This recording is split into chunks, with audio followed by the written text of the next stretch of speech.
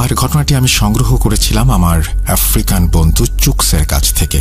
আজকের এই ঘটনাটিও আমি সংগ্রহ করেছি আমার বন্ধু চুকসের কাছ থেকে।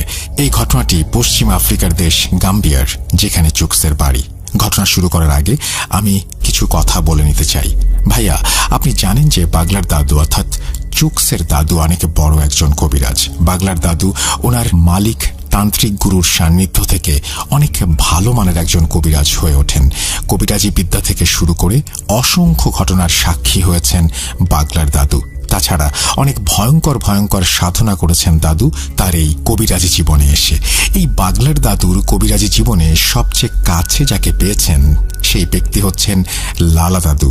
লালা দাদু হচ্ছে বাগলার দাদুর বাল্যবন্ধু। তিনিও দাদুর মতো একজন অভিজ্ঞ বড় কবিরাজ। তাছাড়া লালা দাদুর পরে যে ব্যক্তিটি বাগলার দাদুর সবচেয়ে কাছের কবিরাজ তিনি হচ্ছেন ইব্রাহিম দাদু। একটা কথা, আফ্রিকাতে যে জিনিস লক্ষ্য করা যায় সেটা হচ্ছে ওখানকার অনেক কবিরাজরা অনেক সময় একত্র হয়ে বিভিন্ন জাদু টোনা ও সমস্যার সমাধান করে থাকেন। গাম্বিয়া দেশের ভেতরে এই জিনিসগুলো আরো বেশি লক্ষ্য করা যায়। তো ওখানকার কবিরাজরা সমষ্টিগতভাবে যে কালো জাদু বা জাদুগুলো করে থাকেন তার ভেতরে সবচেয়ে ভয়ঙ্কর জাদু হচ্ছে সর্পবান, সর্পচালান এবং 15 কবিরাজের বান ইত্যাদি। আমি এখন আপনাদের সাথে বাগলা দাদুর ভয়ঙ্কর একটা অভিজ্ঞতার কথা বর্ণনা করব। ঘটনাটি বেশ বড় হয়ে যাচ্ছে। এই ঘটনার সাথে বাগলা দাদুর জানা গাম্বিয়ার কিছু প্রচলিত কিছু ভয়ঙ্কর ব্ল্যাক ম্যাজিক সম্পর্কিত তথ্য দেব এবং এই জাদু করার প্রক্রিয়া সম্পর্কে বর্ণনা করব ইনশাল্লাহ। ঘটনাটা শুরু করার আগে সবার কাছে একটা অনুরোধ, ঘটনা আমরা যেন বিনোদন হিসেবেই নেই। এটা চর্চা করা বা কালো জাদুর আশ্রয় নেয়া বা কাউকে এই ব্যাপারে উৎসাহ দেয়া থেকে বিরত থাকি, কেননা ব্ল্যাক ম্যাজিক মোটামুটি সব ধর্মে নিষিদ্ধ। তাছাড়া এটি শিরকের অন্তর্ভুক্ত। মূল ঘটনাটা শুরু করার আগে আমি বাগলার দাদুর ছোট একটা ঘটনা দিয়ে শুরু করতে চাই। এই ঘটনাটা অনেক ছোট, কিন্তু এই ঘটনাটা শুনলে আপনারা বুঝতে পারবেন বাগলার দাদুর বিদ্যা সম্পর্কে, যে তিনি জাদুবিদ্যায় কতটা শক্তিশালী। একবার বাগলার দাদু তার ক্ষেতে অন্যান্য শাকসবজির পাশাপাশি কিছু তরমুজ চাষ করেছেন। তরমুজ বড় হবার পরে উনি একসময় লক্ষ্য করেন ওনার ক্ষেতের সব তরমুজগুলো চুরি হয়ে যাচ্ছে। প্রথম উনি বিষয়টাকে পাত্তা দেননি, কেননা এলাকার ভেতর অনেক দুষ্টু ছেলে মেয়ে আছে এবং তারা একটু একটু করে এগুলো করে এবং সিরিয়াসলি ভাবার কোনো কারণ নেই এটা নিয়ে। বাগলা দাদু মানুষ হিসেবে অনেক উদার স্বভাবের মানুষ ছিলেন। প্রথম বিষয়টি পাত্তা না দিলেও একসময় বাগলার দাদু খেয়াল করেন ক্ষেত থেকে অনেক বেশি তরমুজ চুরি হচ্ছে, যা ওনাকে আর্থিকভাবে ক্ষতির সম্মুখীন করছে। দাদু এবার বিরক্ত হয়ে সিদ্ধান্ত নিলেন উনি এই তরমুজ চোর ধরবেন। কিন্তু চোর ধরতে গেলে পাহারা বসাতে হবে। এখন উনি পাহারা যে বসাবেন সেই সুযোগ ওনার নেই, কারণ সারাদিন খেতে অনেক খাটাখাটনির পাশাপাশি দিনে রাতে কবিরাজি করেন। আবার রাতে এসে ক্ষেত পাহারা দেওয়াটা অত্যন্ত দ্রূহ ব্যাপার। তো উনি চোর ধরার জন্য একটা ভিন্ন কৌশল অবলম্বন করেন। সেটা হচ্ছে বাগলার দাদু একদিন সন্ধ্যায় একটা জাল নিয়ে ওনার খেতে যান, তারপর মন্ত্র পড়ে জাল খেতে বিছিয়ে দিয়ে আসেন। পরদিন সকালে খেতে যেয়ে বাগলার দাদু দেখেন ওই গ্রামের কিছু দুষ্টু ছেলে সেই জালের ভেতরে আটকা পড়ে আছে। জালটা এমন ভাবে তাদেরকে পেঁচিয়ে ধরে রেখেছে তারা নড়াচড়া করতে পারছে না। তখন বাগলার দাদু গ্রামের লোকদের ডেকে দেখান, দেখো এই দুষ্টু ছেলের দল রোজ রাতে আমার ক্ষেতের তরমুজ চুরি করে নিয়ে যায়। গ্রামের লোকজন সবাই তো ভীষণ অবাক দাদুর এমন জাদুর কেরামতি দেখে। যাই হোক, তারপর ওই ছেলেদের ভয় ভীতি দেখিয়ে ছেড়ে দেওয়া হয়। তাছাড়া তারা এমনিতে অনেক ভয় পেয়েছিল, কেননা তাদের বর্ণনা অনুযায়ী তারা যখন তরমুজ চুরি করার জন্য খেতে আসে হঠাৎ করে তাদের কাছে মনে হলো কেউ তাদেরকে জাপটে ধরে ফেলেছে।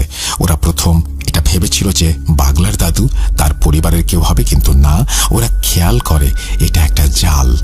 জালটা এমন ভাবে ওদের পেঁচিয়ে ধরে ওরা ওখানে মাটিতে পড়ে যায়, আর সবাইকে এই একটি জাল পেঁচিয়ে ধরে রাখতে পারে।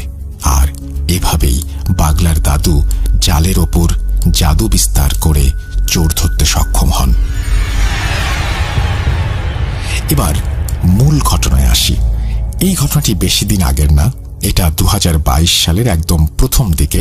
তখন চুকস দুবাই থেকে ছুটি নিয়ে তার গ্রামের বাড়িতে গেছে ছোট চাচার বিয়ে উপলক্ষে। বাগলার দাদুর ছোট ছেলের বিয়ের বেশ আয়োজন করা হলো। ছোট ছেলের বিয়েতে কোনো ধরনের কৃপণতা করেননি বাগলার দাদু। বাড়িটা বেশ সাজিয়ে গুছিয়ে ঢাক ঢোল পিটিয়ে বিয়ে দিলেন ছেলেকে।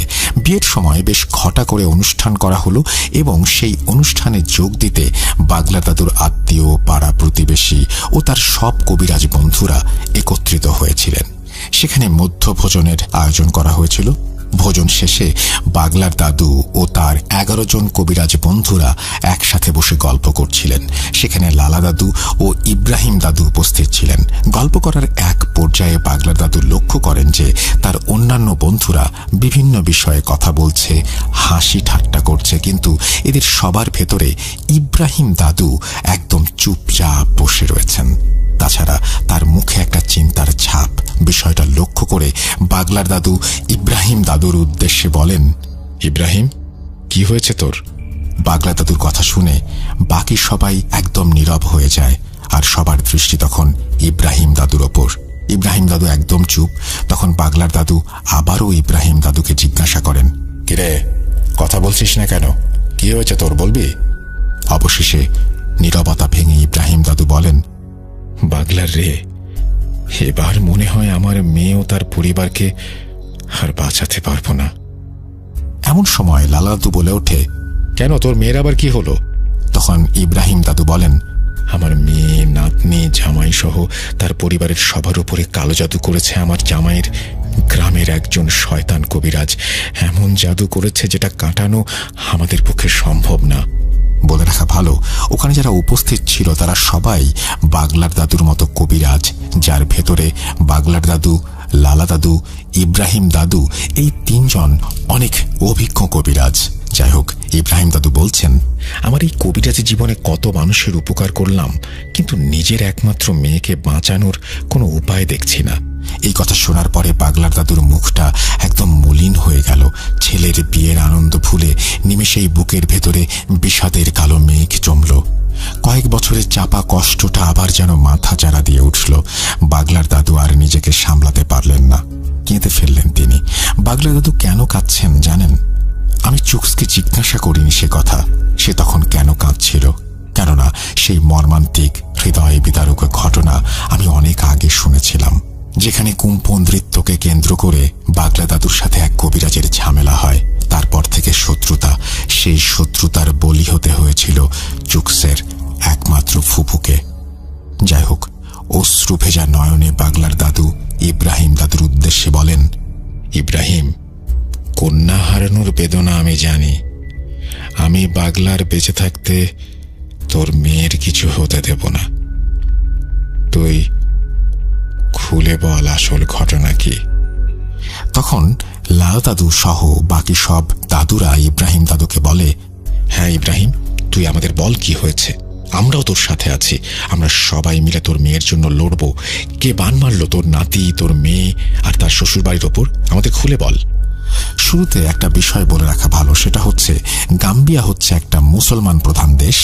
আমাদের পরিবারের কেউ মারা গেলে আমরা যখন তাকে কবরে রেখে আসি, আমাদের অনেক চিন্তা থাকে, যেমন লাশ শিয়াল বা অন্যান্য জন্তু জানোয়ার খেয়ে ফেলবে কিনা, ইত্যাদি ইত্যাদি।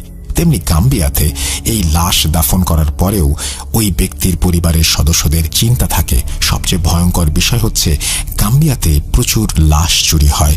মূলত এই লাশ চুরি করে তারা যারা লাশের ওপর বিভিন্ন সাধনা করে থাকে।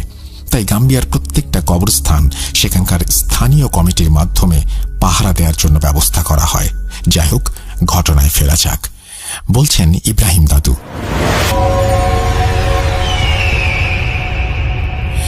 আমার মেয়ের জামাই কাশেম, তার কাজ হচ্ছে তাদের এলাকার একটা কবরস্থান পাহারা দেয়া। এই কাজ সে অনেক দিন ধরে করছে, কখনো কোনো সমস্যা হয়নি। 2020 সালে তার গ্রামের একজনের সাথে আমার মেয়ে জামাইয়ের বেশ ভালো সম্পর্কের তৈরি হয়। ধরুন তার নাম মার্কাস। এই মার্কাস ছিল একজন তান্ত্রিক গোছের মানুষ, যেটা এক সময় কাশেম জানত।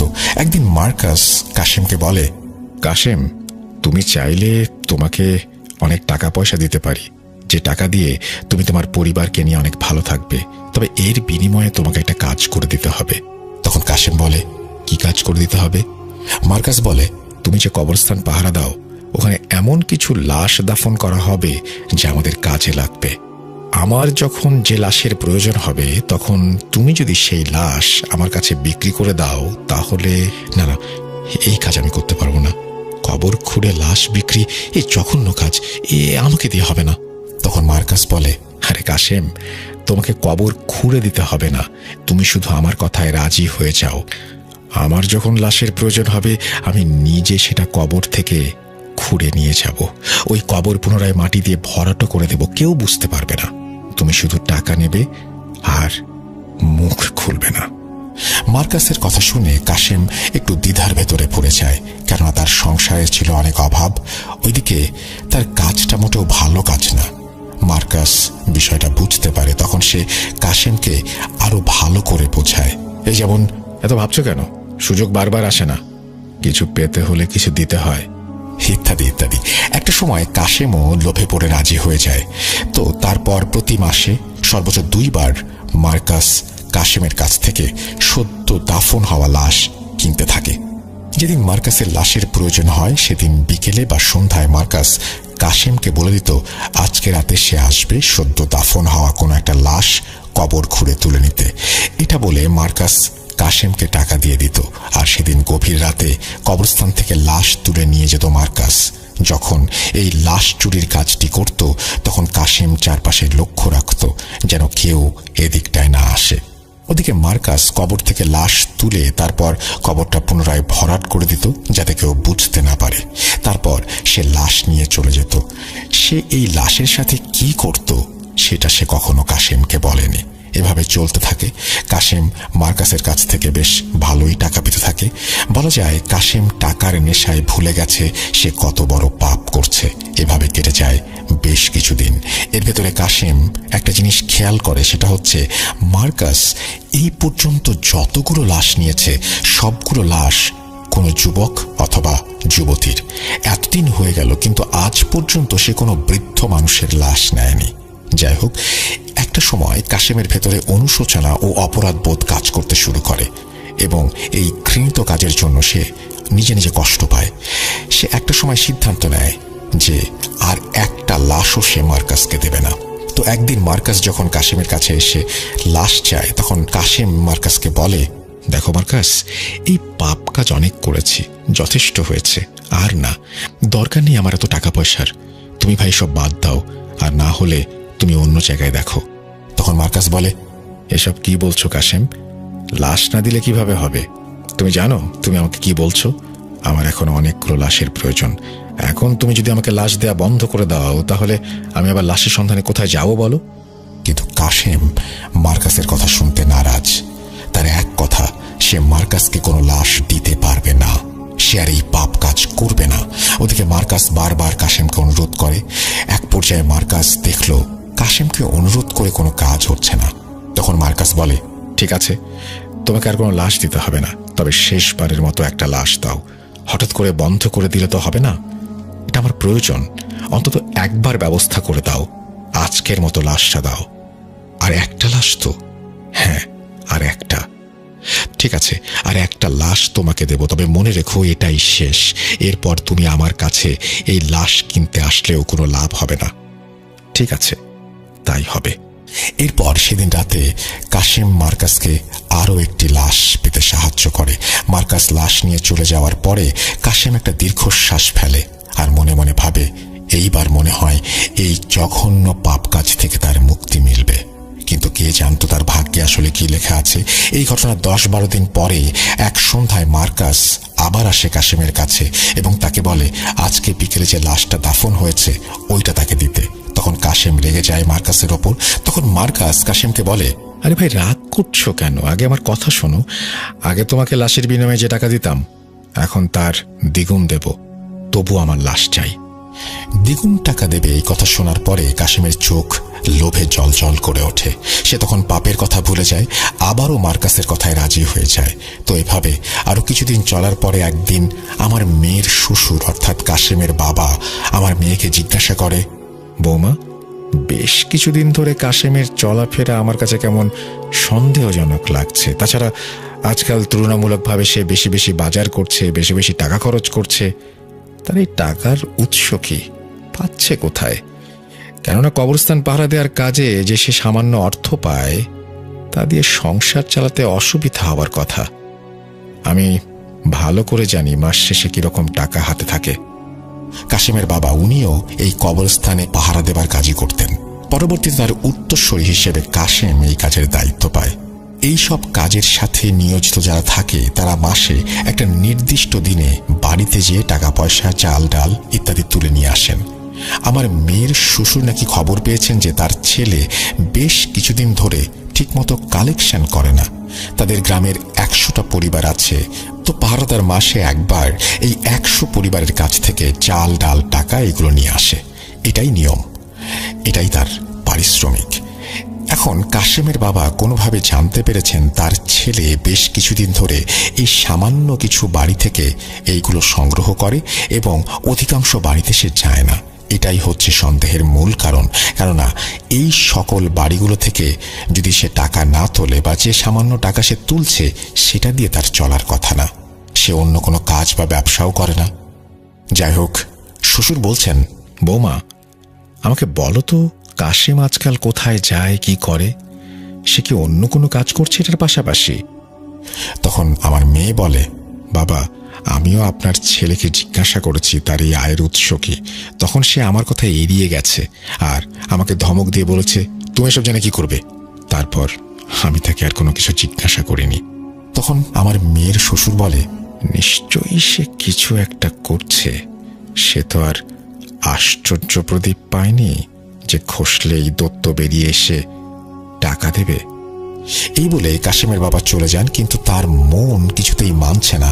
তিনি নানান চিন্তা করতে থাকেন ছেলেকে নিয়ে। যাই হোক, পরদিন কাশেম বাড়িতে এলে কাশেমের বাবা কাশেমকে ডাকে এবং তার কাছে জিজ্ঞাসা করে এত টাকা পয়সা সে কোথায় পাচ্ছে।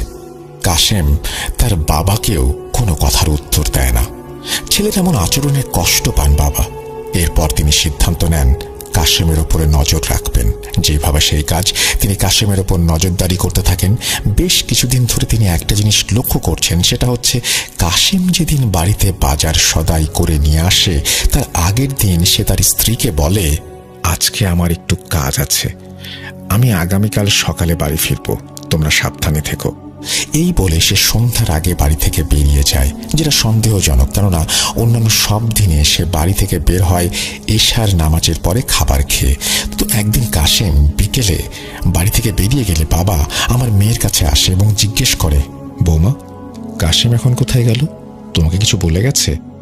আমার মেয়ে উত্তর দেয়, হ্যাঁ বাবা, সে বলেছে তার একটা কাজ আছে, কাজ শেষ করে সে ডিউটিতে যাবে, কবরস্থান পাহারা দেবে, আগামীকাল সকালে বাড়ি আসবে। কাশেমের বাবা তখন নিশ্চিত হলেন, কেননা সে অন্য কোনো কাজে বাড়ি থেকে বের হতে পারে। তাহলে আজকে তার ছেলে সেই কাজে বের হয়েছে যেটা সে এতদিন ধরে করে আসছে। কাশেমের বাবা তখন সিদ্ধান্ত নিলেন তিনি আজকে দেখবেন কাশেম কি করে, তার উপরে নজর রাখবেন। তিনি কাল বিলম্ব না করে দ্রুত হাঁটা শুরু করলেন। হাঁটতে হাঁটতে একসময় তিনি লক্ষ্য করলেন বেশ কিছু দূরে কাশেমকে দেখা যাচ্ছে। বেশ কিছুক্ষণ হাঁটার পরে কাশেম একটা জায়গায় এসে থেমে গেলেন।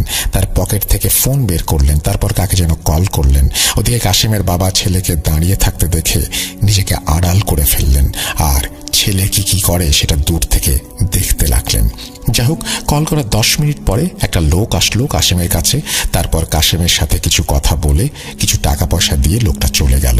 কাশেমের বাবা তখন আড়াল থেকে লোকটাকে দেখার পরে তার শরীরে যেন বিদ্যুতের শক খেলেন। তিনি লোকটাকে চিনে ফেললেন। আরে, এ তো শয়তানতান্ত্রিক মার্কাস। কালো জাদুর এমন কোনো অপকর্ম নেই যে মার্কাস করে না। তার ছেলে কেন এরকম একটা জঘন্য লোকের কাছ থেকে টাকা নিল? বিষয়টা তখন তার মনে বেশ নাড়া দিল। তিনি ভাবলেন, তাহলে কি তার সন্তান কাশেম এই তান্ত্রিকের সাথে লাশ কেনাবেচা করছে? না না, এ হতে পারে না। তার ছেলে এমন কাজ করতে পারে না। এর পেছনে অন্য কোনো কারণ আছে। তাকে দেখতেই হবে আসল ঘটনা কি ঘটছে। যাই হোক, ওদিকে টাকা পাওয়ার পরে কাশেম ভালো করে এদিক ওদিক দেখে নিল এবং সে টাকাটার বিষয়টা যেন কেউ বুঝতে না পারে এভাবেই বাজারের দিকে হাঁটা শুরু করলো। ওদিকে বাবা দূর থেকে তাকে অনুসরণ করতে থাকলো। ছেলের এমন কার্যকলাপ নিজ চোখে দেখে কাশেমের বাবা বুঝতে পারেন তার ছেলের অধপতন হয়েছে। ঈশার নামাজের পরে কাশেম বাজার থেকে ফিরে কবরস্থানের দিকে রওনা হলে তার বাবাও দূরত্ব বজায় রেখে পেছন পেছন আসতে থাকেন। বলে রাখা ভালো, সেদিন চাঁদের আলো ছিল। চুকস বলেছে আমাদের ওখানে পূর্ণিমার রাতে বেশ ভালো পরিষ্কার দেখা যায়। তারপর কাশেম কবরস্থানে পৌঁছে যায়। ওদিকে কাশেমের বাবা কবরস্থানের ওখানে একটা মোটা গাছের আড়ালে লুকিয়ে পড়লেন, আর তার ছেলে কি করে সেটা লক্ষ্য করতে থাকলেন। ওখানে একটা ছোট ঘরের মতো করে বানানো ছিল, যার ভেতরে একটা খাটিয়া, কোদাল এবং বিভিন্ন জিনিস রাখা হয়। কাশেম সেই ঘরের তালা খুলে সেখান থেকে তার বসার চেয়ার ও একটা লাঠি নিয়ে বাইরে চলে এলো আর গেটের সামনে বসে পড়ল। তারপর সে ওখানে বসে বসে কবরস্থান পাহারা দেওয়ার কাজ করতে লাগলো। আর ওদিকে তার বাবা ছেলের ওপর নজর রাখছেন দূর থেকে। এভাবে কেটে যায় অনেক সময়।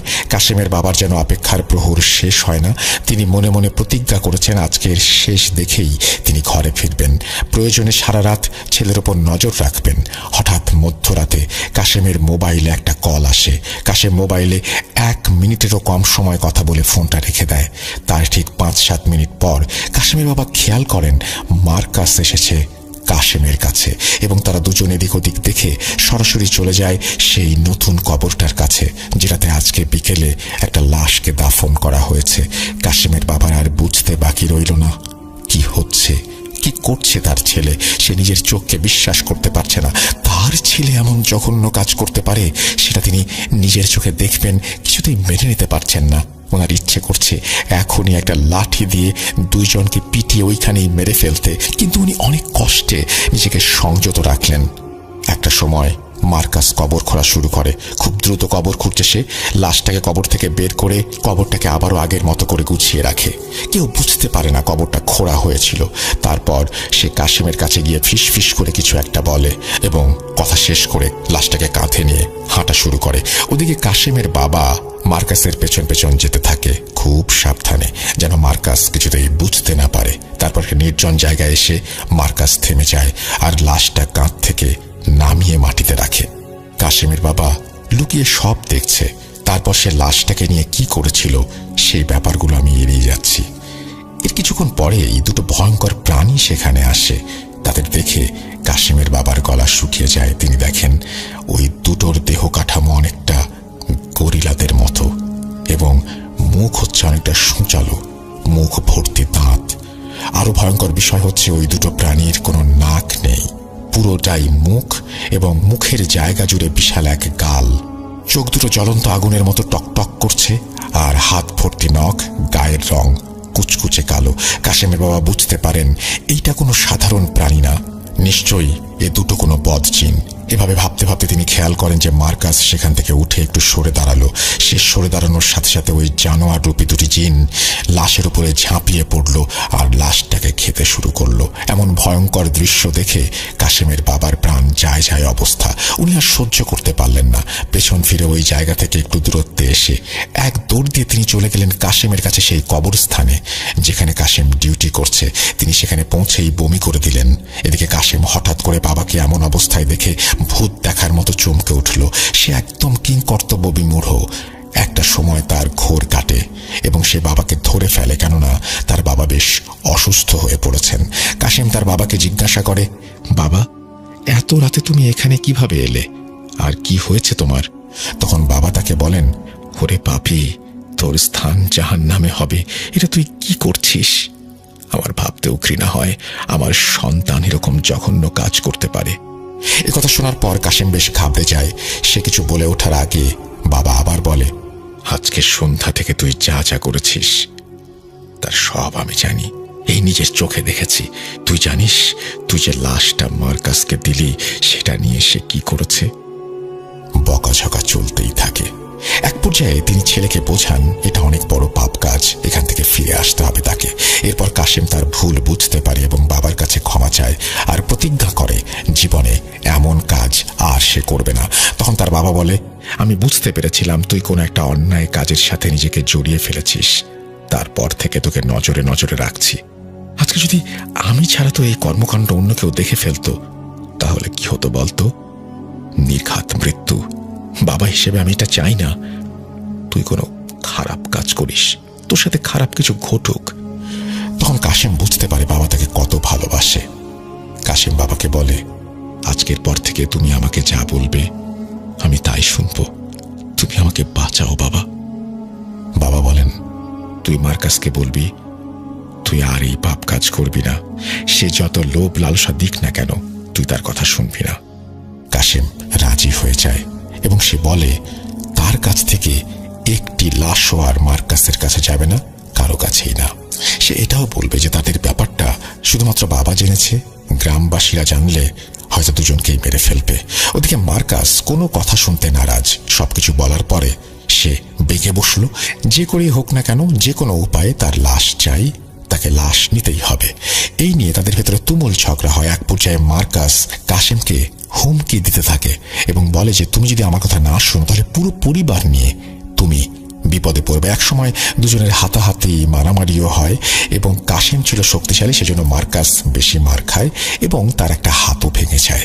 মারামারি চলাকালীন সময়ে গ্রামের কিছু লোক এসে তাদের মারামারি ঠেকিয়ে শান্ত করে এবং জিজ্ঞাসা করে তারা কেন মারামারি করছে। তখন দুজনেই বিষয়টা এড়িয়ে যায়।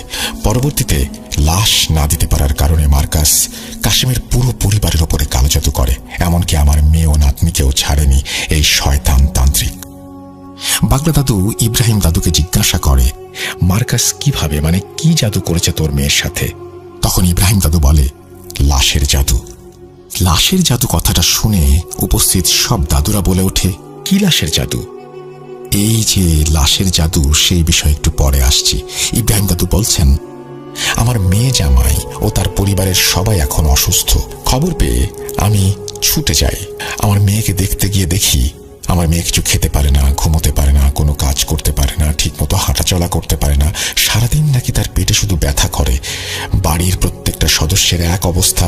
আমি কাশেমের বাবার কাছে জিজ্ঞাসা করি, বেয়াই কি হলো এসব? কাশেম আমাকে সব কথা খুলে বলে। সব শুনে আমি কাশেমের সাথে অনেক রাগারাগিও করি, কিন্তু রাগারাগি করে তার কোনো সমাধান হবে না। তারপর আমি সবাইকে প্রতিশ্রুতি দেই যে আমি প্রাথমিকভাবে কিছু চিকিৎসা করবো, যেমন পানি পড়া দেয়া, এই সমস্ত কিছু আমি দিয়ে চলে আসি। আসার সময় তাদের বলে আসি আমি খুব শীঘ্রই একটা সমাধান করে ফেলবো ইনশাল্লাহ। এই বলে আমি তার বাড়ি থেকে চলে আসি এবং এক সংবাদ সংগ্রহকারী মুকবির জিনকে পাঠাই ওখানে তথ্য সংগ্রহের জন্য। তার কিছুক্ষণ পরে আমার জিন আমাকে একটা তথ্য দেয়, যেটা শোনার পরে আমি অনেক বেশি আতঙ্কিত এবং এই সমস্যার সমাধান আমার একার পক্ষে অসম্ভব। এই জন্য শত মন খারাপের পরেও আমি তোমাদের সাথে দেখা করার উদ্দেশ্যে বাগলারের ছেলের বিয়েতে উপস্থিত হয়েছি। আমি জানি তোমরা পারবে মেয়েটিকে বাঁচাতে।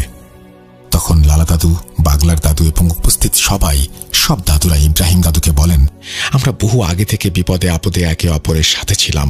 আমরা দলবদ্ধভাবে প্রত্যেকটা সমস্যার সমাধান যেভাবে করেছি আগামীতেও করব। আমরা এখন বৃদ্ধ হয়ে গেছি, আর কয়দিন বাঁচব। তবে জীবিত থাকতে আমাদের কোনো বন্ধুকে এভাবে বিপদে রাখব না। তোর জন্য আমাদের জান হাজির। তুই শুধু বল তোর মুকবির জিন তোকে কি তথ্য দিল। তখন ইব্রাহিম দাদু আবার বলতে শুরু করলেন, সেদিন রাতে আমার মুকবির জিন আমাকে জানায় যে মার্কাস কাশেমের পরিবারের ওপরে জাদুটি করেছে। তবে তার আগে ওই জিন দুটো সম্পর্কে একটু বলে রাখতে চাই, যারা লাশ খাচ্ছিল, যেটা কাশেমের বাবা দেখেছিল। তান্ত্রিক মার্কাস মূলত ওই জিনের মাধ্যমে অনেক শয়তানি কর্মকাণ্ড করে থাকে। ওই জিন দুটো হচ্ছে খবিশ জিন বা মুর্দাখোর জিন। ওরা অনেক শক্তিশালী।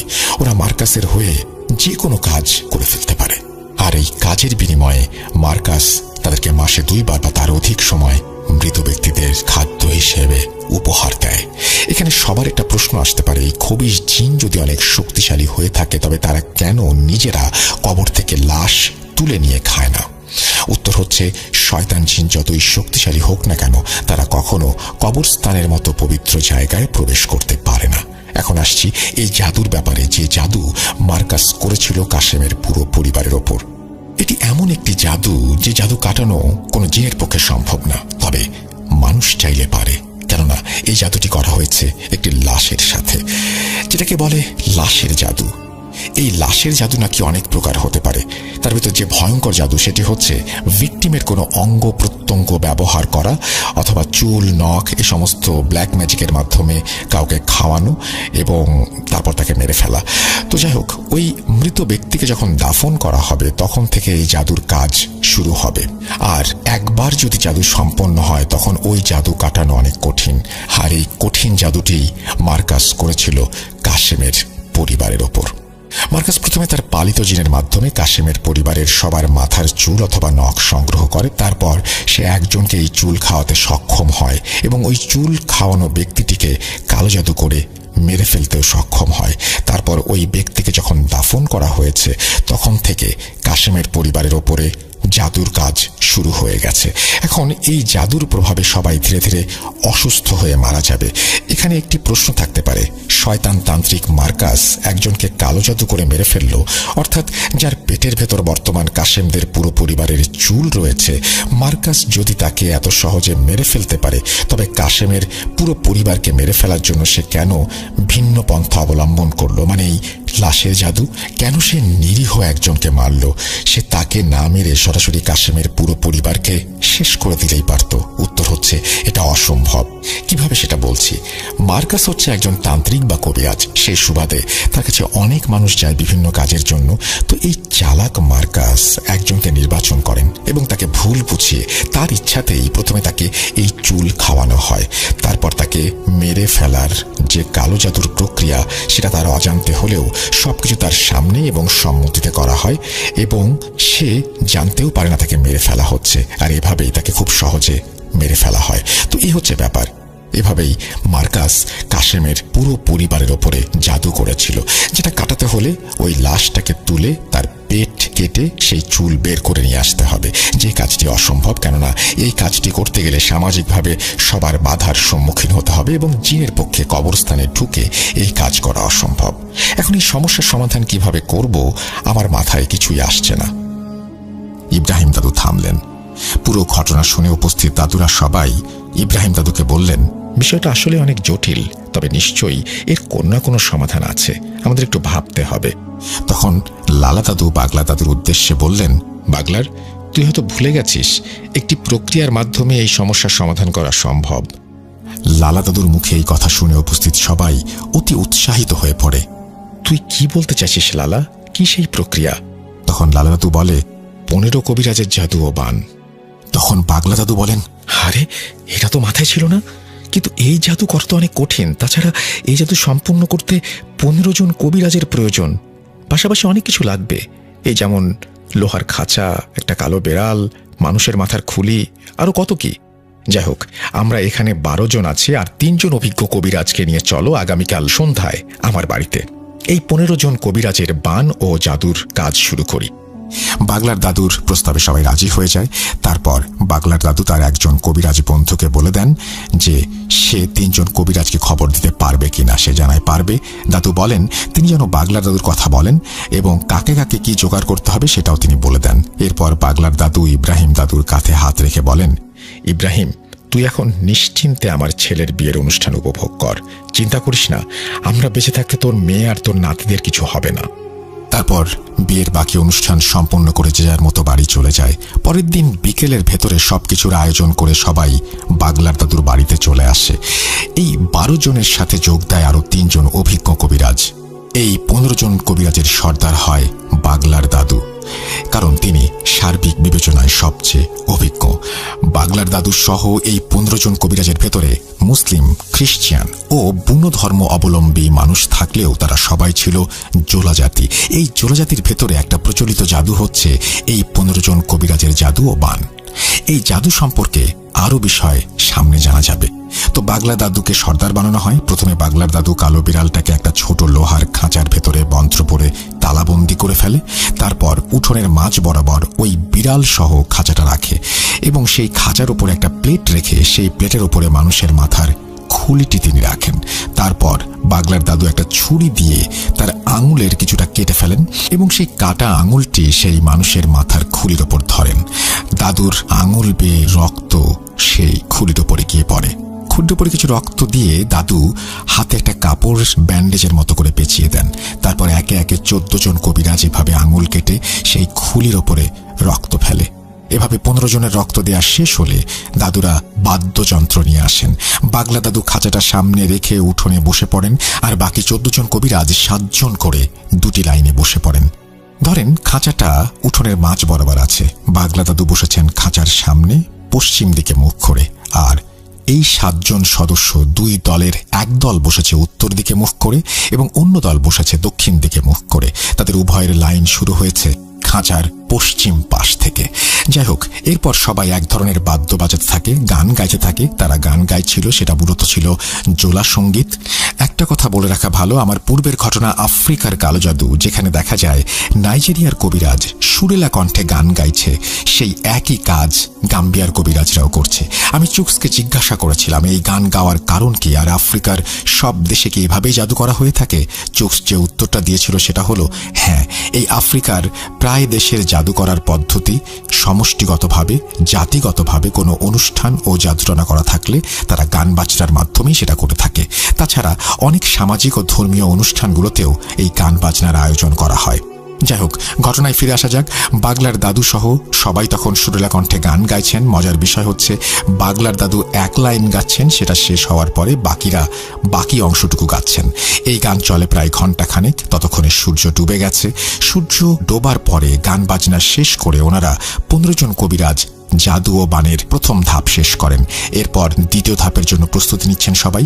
দ্বিতীয় ধাপে বাগলার দাদু ওই খাঁচার 2 পাশে কিছু আগরবাতি অথবা ওই ধরনের কিছু সুগন্ধি জ্বালিয়ে দেন। তারপর সব কবিরাজরা খাঁচাকে কেন্দ্র করে গোল হয়ে বসেন এবং একটা জায়গা ফাঁকা রাখেন। বাগলা দাদু বসলেন সব কবিরাজদের মাঝখানে, যে জায়গাটি ফাঁকা রাখা হয়েছিল। কিভাবে সেটা বলছি। ধরুন, এই লোহার খাঁচার পাশে গোল করে সমান দূরত্বে 16টা টুল রাখা হয়। প্রত্যেকটা টুলের নাম্বার আছে। এখন হিসাব অনুযায়ী 16 নাম্বার টুল থাকবে 1 নাম্বারের পাশে। তখন 16 নাম্বার টুল সরিয়ে নেওয়া হলে 1 নাম্বার এবং 15 নাম্বার টুলের দূরত্ব দ্বিগুণ হয়ে যায় বাকি টুলের তুলনায়। ওইটা হচ্ছে ফাঁকা জায়গা। এদিকে 8 নাম্বার টুলটা একদম মাঝে বসেছে। ওই 8 নাম্বার টুলের ওপরে বাগলার দাদু বসেছেন। এখন বাগলার দাদুর ডান পাশে 7 জন কবিরাজ এবং বাম পাশে 7 জন কবিরাজ, আর সামনে বিড়াল বন্দি লোহার খাঁচা আর সেই রক্ত মাখা মাথার খুলি। আশা করি পজিশনটা সবাই বুঝতে পেরেছেন। আমার মনে হয় না বুঝলেও অসুবিধে নেই। যাই হোক, এরপর শুরু হয় মন্ত্র। প্রথমে বাগলা দাদু মন্ত্র পাঠ করেন। মন্ত্র পড়া শেষ হলে 1 ও 7 নাম্বারের ভেতর থেকে মন্ত্র পড়া শুরু হয়। তার মন্ত্র শেষ হলে আবার 9 ও 15 জনকে সেই মন্ত্র পাঠ করতে হয়। এভাবে একবার দাদু, তারপর ডান পক্ষের এবং তারপরে বাম পক্ষের সবাই এভাবে পড়তে থাকেন এবং এই রিচুয়াল চলতে থাকে। এবং খাঁচার ভেতরে তখন সেই বেড়ালটা ভয়ঙ্কর হুঙ্কার দিতে থাকে এবং ছটফট করতে থাকে। ওদিকে সবাই মিলে মন্ত্র পড়েই যাচ্ছে। একটা পর্যায়ে বিড়ালটা খাঁচার তালা ভেঙে বের হয়ে ওই ফাঁকা জায়গা দিয়ে এক দৌড় দিয়ে বাগলার দাদুর ছোট ঘরটায় চলে যায়। ছোট ঘর বলতে আপনারা নিশ্চয়ই জানেন যে আফ্রিকার কবিরাজদের একটা আলাদা ঘর থাকে ছোট, যেটাতে তারা কবিরাজি চর্চা করে থাকে এবং ঘরটা বানানো হয় গোল করে, অনেকটা কুড়ে ঘরের মতো। যাই হোক, দাদুরা কিন্তু দেখছেন বেড়ালটা বের হয়ে চলে গেল। একটা জিনিস খেয়াল করেন, এই বেড়ালের শরীরে কতটুকু শক্তি থাকতে পারে সেটা আমাদের সবার জানা প্রয়োজন। একটা বিড়ালের পক্ষে একটা লোহার খাঁচা ভেঙে সেখান থেকে চলে যাওয়া সাধারণ বিষয়? হ্যাঁ, এটাই হয়েছিল, কারণ এটাই জাদুবিদ্যা। বিড়ালটা চলে যাওয়ার পরে দাদুরা উচ্চ স্বরে মন্ত্র পড়তে থাকেন। এমন সময় চারপাশে প্রচণ্ড ঝোড়ো বাতাস শুরু হয়ে যায়। এটা হচ্ছে জিন আসার পূর্ব মুহূর্ত। সবাই মন্ত্র পড়তে থাকে এবং দেখে যে উপরে বিশাল এক খণ্ড মেঘ আস্তে আস্তে নিচের দিকে নামছে। মনে হচ্ছে কোনো একটা দৈত্য দানব মেঘের উপরে ভেসে ভেসে আসছে এবং সে নিচের দিকে নামছে। এমন দৃশ্য দেখার সাথে সাথে ভয়ে যে কারো অবস্থা খারাপ হয়ে যাওয়ার কথা। সবাই ছিল 80 বছরেরও বেশি বয়স্ক এবং অভিজ্ঞ কবিরাজ। তারা তাদের এই কবিরাজি জীবনে এরকম অনেক ভয়ঙ্কর ঘটনা দেখেছে, তাই তাদের উপরে এগুলো কোনো প্রভাব ফেলেনি। আস্তে আস্তে সেই জমাট বাঁধা কালো মেঘ নিচে নামতে থাকে এবং একদম নিচে চলে আসে। হাসি শোনা যাচ্ছিল আগে থেকেই, শুধু শব্দটা ধীরে ধীরে প্রকট হচ্ছে। একটা সময় কাছে চলে আসে সেই জমাট বাঁধা মেঘ এবং সেটা থেমে যায়, হাসিও থেমে যায়। হঠাৎ সেখান থেকে বিশাল লম্বা দুটো হাত বাগলার দাদুর দিকে এগিয়ে আসতে থাকে এবং যেখানে খাঁচা ছিল সেই জায়গায় এসে হাতগুলো থেমে যায়। হাতগুলো দেখতে নাকি মানুষের হাতের মতো হলেও আকারে অনেক বড়। তখন বাগলা দাদু সেই রক্তমাখা খুলিটা হাতের উপরে দিলে সেই হাত নিয়ে যায় এবং জমাট বাঁধা মেঘের মধ্যে আবারও মিলিয়ে যায়। তারপর সবাই লক্ষ্য করে ওইখান থেকে একটা আলো এসে বাগলার দাদুর ছোট ঘরে প্রবেশ করলো এবং সাথে সাথে ওখানে থাকা বিড়ালটা একটা চিৎকার দিয়ে ওঠে। তার কিছুক্ষণ পর ওই ঘর থেকে একটা গম্ভীর কণ্ঠে দাদুকে কেউ ডাক দেয়, বাগলার। ডাক শুনে বাগলার দাদু এক মুহূর্ত বিলম্ব না করে সেখানে চলে যান। তারপর বাগলার দাদু ওই ঘরে থাকা জিনদের সাথে বেশ কিছুক্ষণ কথা বলেন। এর কিছুক্ষণ পরে বাগলার দাদু হাসি মুখে ঘর থেকে বেরিয়ে আসেন এবং তার বন্ধুদের বলেন, কাজ হয়েছে। এটা শোনার পর ইব্রাহিম দাদু বলেন, আলহামদুলিল্লাহ। ওই ঘরে কি হলো সেটা বাগলার দাদু তার কবিরাজ বন্ধুদের সাথে শেয়ার করলেও সাধারণ কোনো মানুষের পক্ষে এই বিষয়গুলো নিয়ে নাকি জানা বা চর্চা করা সম্ভব না। আমি এখানে কিছু বিষয় জানতে না পারলেও চুকস আমাকে একদম নিরাশ করেনি। সে আমাকে মূল বিষয়টা বলেছে। আমি এখন এই 15 কবিরাজের বান ও জাদু কি সেটা বর্ণনা করছি। গাম্বিয়া সহ সেনেগালের কাসামান্স ও মালির আকাসিয়া অঞ্চলে এই জোলা জাতিদের দেখা যায়। তো এই জোলা জাতিদের ভেতরে বিভিন্ন ধর্মের মানুষ থাকলেও তারা জাতিগতভাবে কিছু সামাজিক আচার অনুষ্ঠান করে থাকে, যার ভেতরে কুম্প নৃত্য অন্যতম। তাছাড়া বিশ্বাস করে তারা যে তাদেরকে বিপদ থেকে রক্ষা করার জন্য অসীম শক্তিধর জিন রয়েছে, যার ভেতরে একজন হচ্ছে মাহু। এই মাহু শব্দের অর্থ হচ্ছে গুরু বা ওই ধরনের কিছু। তো এই মাহুকে ডাকার পদ্ধতি যেটা, সেটাকে বলে 15 কবিরাজের জাদু বা বান। এখানে জাদু একটা জিনিস আর বান মারা আর একটা জিনিস। তাহলে বান শব্দটা কেন ব্যবহার করা হচ্ছে? তার কারণ হচ্ছে মাথার ওপরে 15 জনের রক্ত দান করা, এটাকে বলে বান। এই বান মাহুকে উপহার স্বরূপ দেয়া হয়। মজার বিষয় হচ্ছে এটিকে তাদের ভাষায় বান বলা হয়। আর এই যে কালো বেড়াল, এই বেড়ালের উপরে মাহু ভর করেছিল। মাহু যখন এখানে আসলো তার আগে সে দূর থেকে প্রভাব খাটিয়ে বেড়ালটাকে খাঁচা থেকে মুক্ত করে। এখন প্রশ্ন উঠতে পারে, কেন খাঁচা বন্দি করে রাখা হলো বেড়ালটাকে? উত্তর হচ্ছে, এই রিচুয়াল ঠিকঠাক মতো সম্পন্ন হলে ওই খাঁচার তালা কোনো অদৃশ্য শক্তি অর্থাৎ মাহু নিজে খুলে দেবে, আর তখন বুঝতে হবে এই রিচুয়ালটা ঠিকঠাক মতো হয়েছে। বিড়ালটাকে সে মুক্ত করে বাগলার দাদুর ছোট ঘরে নিয়ে যায়। মূলত ওই বিড়ালটা তখন সম্পূর্ণ মাহুর নিয়ন্ত্রণে ছিল। মেঘের ভেতর থেকে যে দুটো হাত বেরিয়ে এসেছিল, ওই দুটো হাত ছিল মাহুর। ওপর থেকে মাহুর সর্বপ্রথম নজর পড়ে ওই বানের ওপর এবং হাত বাড়িয়ে 15 কবিরাজের বান গ্রহণ করে সে। তারপরে সে কাজ হয়ে যায়। এখানে একটা কথা বলে রাখি, সেটা হচ্ছে যে মাহুকে পুরো ব্যাপারটা জানানো হয় এর পরে এবং মাহু সন্তুষ্ট হবার পরে, এবং সে কি প্রক্রিয়ায় কাজ করেছিল সেটা বললে সেই 15 কবিরাজের ক্ষতি হয়ে যাবে। সুতরাং সেটা এখানে প্রকাশ করতে চান না এবং সেটা অপ্রাসঙ্গিক। তো যাই হোক, এইভাবেই 15 কবিরাজের বান ও জাদুর মাধ্যমে ইব্রাহিম দাদুর নাতি এবং শ্বশুরবাড়ির লোকজন রক্ষা পেল। এই জাদু কাটানোর পরে পাগলার দাদু, লালা দাদু ও ইব্রাহিম দাদু এই 3 জন মিলে মার্কাসের ওপরে ভয়ঙ্কর প্রতিশোধ নিয়েছিলেন। এখন বলবো সেই ঘটনা। 15 কবিরাজের জাদু ও বানের পরে পাগলার দাদু, লালা দাদু ও ইব্রাহিম দাদু সিদ্ধান্ত নেন মার্কাসের ওপরে ভয়ঙ্কর জাদু করবেন। এখন একজন কবিরাজকে এত সহজে মারা যায় না, কারণ তারা বিভিন্ন সুরক্ষা কবচ পরিধান করে এবং তাদেরকে জিনেরা নিরাপত্তা দেয়। সেখানে একজন কবিরাজকে বান মেরে ফেলাটা বেশ কঠিন বিষয়। তবে দাদুরা এই কাজটা করেছিলেন একটা প্রচলিত জাদুর মাধ্যমে। এই কাজটি ওনারা যে জাদুর মাধ্যমে করেছিলেন সেটা হচ্ছে সর্পচালান। এটি আফ্রিকার একটি ভয়ঙ্কর জাদু, আর এই জাদু মূলত তারাই করতে পারেন যারা এই বিষয়ে পারদর্শী, ক্ষমতাবান। এই সর্প চালানোর ভেতর আবার 3 প্রকার সর্প চালানো জাদু আছে। ব্যাপারটা একটু খুলে বলি। সরাসরি বিষাক্ত সাপ চালান দিয়ে জাদু। এই জাদু একটি সাপ ধরে তন্ত্র মন্ত্র পড়ে চালান দেয়া হয়। তবে এই জাদুটা ততটা ভয়ঙ্কর না, কেননা এটাতে সাপের বিষ নামানো সম্ভব। অর্থাৎ সাপ চালান দেবার পর সেই নির্দিষ্ট ব্যক্তিটিকে দংশন করে, তবে বিষ নামানো সম্ভব এই ক্ষেত্রে। এটি আফ্রিকার ভয়ঙ্কর সর্পচালান জাদু, অর্থাৎ দ্বিতীয় যে জাদুটি। এই জাদুটি করা হয় যেই পদ্ধতি, সেটি হলো কবিরাজরা প্রথমে বন জঙ্গল থেকে অনেকগুলো বিষাক্ত সাপ ধরে নিয়ে আসে। একজনের উপরে সর্পচালান করতে হলে কমপক্ষে 8 থেকে 10টি বিষাক্ত সাপের প্রয়োজন। তারপর সেগুলোকে টুকরো টুকরো করে কেটে হাঁড়িতে গরম করে গরম পানির সাথে সেদ্ধ করা হয়। তারপর সেটার উপরে তন্ত্রমন্ত্র পড়ে জাদু প্রয়োগ করার ফলে সেই সাপ জ্বালানো ফুটন্ত গরম পানি থেকে আধা হাত সমান একটা সাপের জন্ম নেয়। তারপর এই সাপটি 7 দিনের জন্য আলাদা করে রাখা হয়। মূলত এই তন্ত্রমন্ত্রের ফলে সেখান থেকে এক ভয়ঙ্কর পিশাচ সাপের জন্ম হয়। এবং সেই সাপটিকে চালান দেয়া হয় এবং যে কবিরাজের ওপর চালান করা হয়েছে সে যদি কোনোভাবে জানতে পারে তার উপরে এই সর্প চালান করা হয়েছে, তাহলে শুধু এই সাপের থেকে বাঁচা সম্ভব যদি এই সাপের মোকাবেলার পদ্ধতি সে জেনে থাকে। তবে এর মোকাবেলা করার জন্য সবসময় খুব কম সময় পাওয়া যায়। এখন এই ব্যক্তি যদি এই সময়ের ভেতরে একটি জান বেটু দিয়ে গণ্ডি কেটে বসে পড়ে এবং তন্ত্রমন্ত্র পড়ে এবং একটি জিন হাজির করতে পারে যেটি একটি ঈগল পাখির রূপ নিয়ে হাজির হবে, তখন ওই ঈগল পাখিরূপী জিন ওই চালান করা সাপটির কাছাকাছি আসার পরে সেটি ধরে নিয়ে যাবে। আর ওই সাপ ধরতে সাহায্য করে কবিরাজের কাছে থাকা জামবেটুর ভেতরে থাকা জিন। তৃতীয় পদ্ধতি, এই পদ্ধতির সর্প চালান হচ্ছে আফ্রিকার ইতিহাসের সবথেকে কঠিন এবং ভয়ঙ্কর সর্প চালান। এটি হাতে গোনা কয়েকজন কবিরাজ করতে পারে, তার ভেতরে বাগলার দাদু একজন।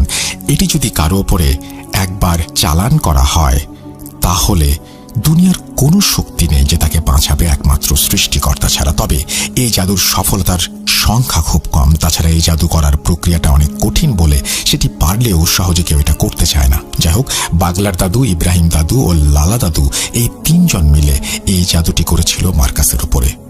কি ছিল সেই জাদু? ইব্রাহিম দাদুর মেয়ের শ্বশুর বাড়ির সকলের ওপরে করা কালো জাদু কাটিয়ে পরবর্তীতে বাগলার দাদু, ইব্রাহিম দাদু এবং লালা দাদু পরামর্শ করেন তারা মার্কাসের ওপরে কি জাদু করবেন। সিদ্ধান্ত হয় সর্প জাদু করবেন। অমাবস্যার রাত তিন দাদু মিলে প্রথমে একটি বিষাক্ত সাপ ধরেন, তারপর সাপটিকে পিটিয়ে মারেন। এই সাপটিকে এমনভাবে পিটিয়ে মারা হয়েছিল যাতে ওই সাপের বিষ দাঁত ভেঙে না যায়, শরীরের কোনো অংশ বিচ্ছিন্ন না হয়ে যায়। তারপর সেই মৃত সাপটিকে মাটিতে রেখে সেখানে কিছু চিহ্ন আঁকেন। তারপর সেখানে আগুন জ্বালাতে শুরু করেন। শুরু হয় যজ্ঞ, যা চলে ঘন্টার পর ঘন্টা। এই যজ্ঞ করতে যে মন্ত্র পাঠ করা হয় তাতে নাকি চোয়াল লেগে যায়। তাছাড়া এত কিছু করার পরেও এই জাদু নাকি অনেক সময় কাজ করে না, এই জন্য সেখানকার কোনো কবিরাজরা এই জাদু করতে চান না। যাই হোক, ঘন্টার পর ঘন্টা ওনারা মন্ত্র পড়তে থাকেন। একটা সময় সাপটা নড়ে ওঠে এবং সেটা জীবিত হয়ে যায়। তখন ওই সাপটাকে চালান করে দেয় মার্কাসের উপরে, আর সেই সাপটা মার্কাসকে দংশন করতে সক্ষম হয়। তারপর খোঁজ নিয়ে দেখা যায় সাপের কামড়ে মার্কাস মারা গেছে। এটাই ছিল সর্পচালান জাদু। অনেকে হয়তো ভাবছেন মৃত সাপ আবার জীবিত হলো কিভাবে? মূলত ওই সাপটা জীবিত না হলে ওই সাপের ভেতরে কোনো একটা পিশাচ বা ভয়ঙ্কর জিন ভর করে সেই সাপটিকে জীবিত করেছিল। সর্পচালান বাদেও সেখানে সাপ দিয়ে আরো অনেক ধরনের জাদু আছে যেটা সর্পবান, যেমন একটি সাপের ওপর কালো জাদু করে মানুষ মেরে ফেলা। আরো অনেক অজানা বিষয় আছে যেটা আমি জানি না। এই ছিল ঘটনা।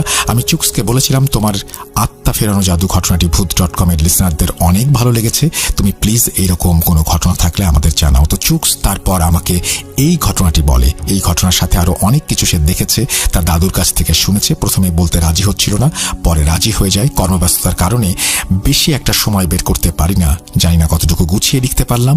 অনাকাঙ্ক্ষিত ভুল এবং ত্রুটির জন্য ক্ষমা চেয়ে নিচ্ছি। ঘটনাটি ভালো লাগলে শেয়ার করার অনুরোধ জানাচ্ছি।